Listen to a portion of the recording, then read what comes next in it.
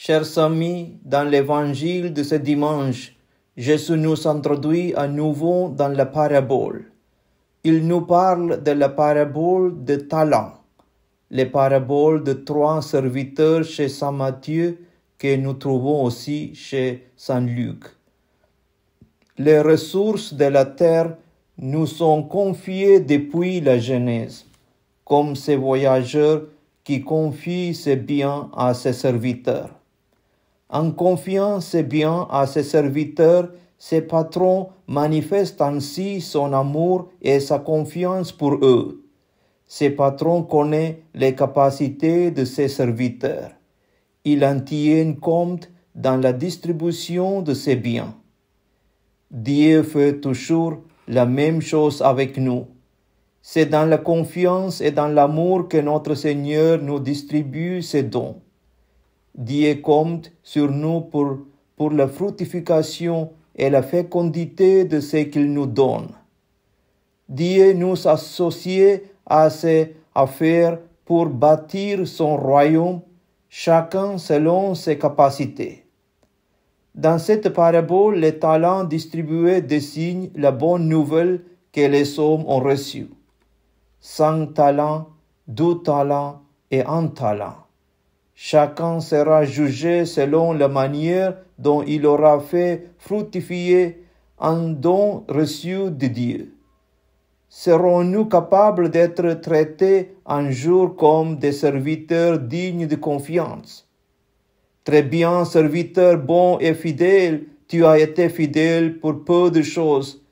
Je t'en confierai beaucoup. Entre dans la joie de ton Seigneur. Ou serons-nous traités comme ces serviteurs qui s'érigent en juge de son maître? Le patron a proposé l'amour et la confiance, et lui, les serviteurs, paraissent a répondu par la peur et la haine. Son initiative n'a pas coïncidé avec la démarche du patron. Il a eu peur de prendre des risques. Ceux qui ont su fructifier leur talent ont pris des initiatives qui ne vont pas sans risque. La miséricorde de Dieu n'enlève pas la pratique de la justice. Quant à ses serviteurs bons, à rien jetez-les dans les ténèbres extérieures. Là, il y aura des pleurs et des grincements de dents. La signification de cette parabole est claire. L'homme qui part en voyage, c'est Jésus. Le serviteur, c'est nous. Les talents, c'est le patrimoine que le Seigneur nous confie. C'est sa parole, son Eucharistie, son amour pour nous. C'est la foi en Dieu notre Père, c'est son pardon. C'est la résurrection. C'est encore des frères et des sœurs à aimer. Un monde à construire. Un jour, nous aurons à rendre compte de la gestion de ce trésor qui nous a été confié.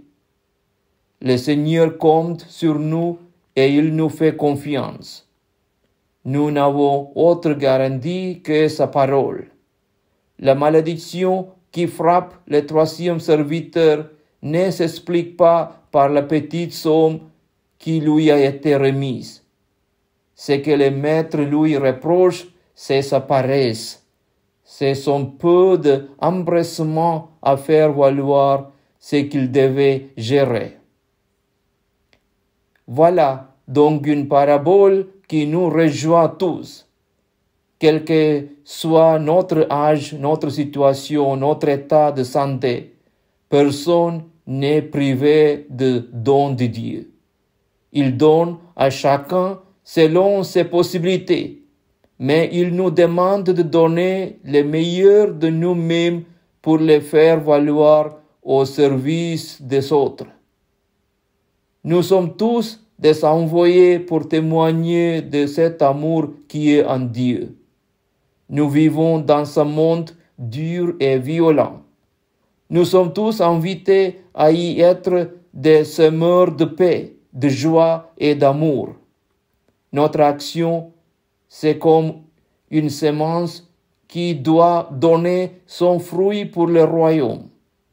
Et c'est ainsi que nous pourrons entrer dans la joie de Dieu. Gloire au Père et au Fils et au Saint-Esprit, comme il était au commencement, maintenant et toujours, pour les siècles des siècles. Amen.